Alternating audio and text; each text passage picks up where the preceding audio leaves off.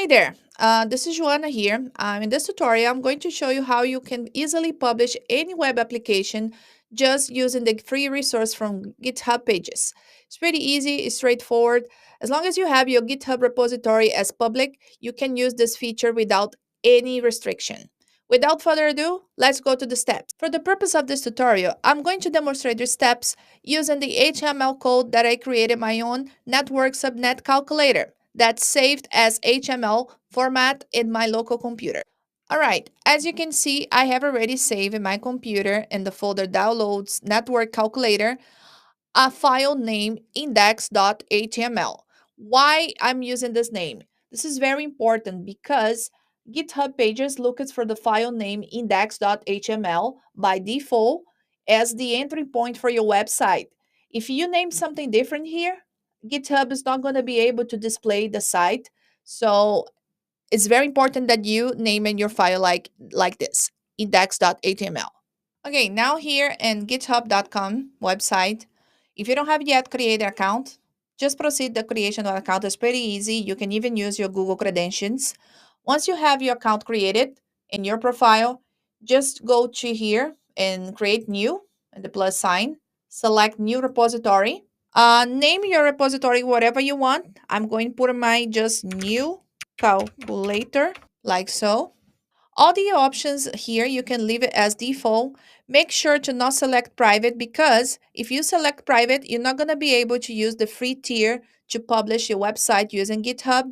So the only possible way to get this for free if your repository be public. Then create repository. Here in this page, you're going to select the existing file, the one that I just showed you, that's saved locally in my computer. Okay, simple, just like that. Let's wait a little bit to complete the upload. That's done. Click Commit Changes. Great. Now, the next step, we're going to go to Settings. Under Settings, you go scroll down here in the Pages. Under Pages section, you can leave this as default. The only thing that you're going to change is here in Branch. Select Main.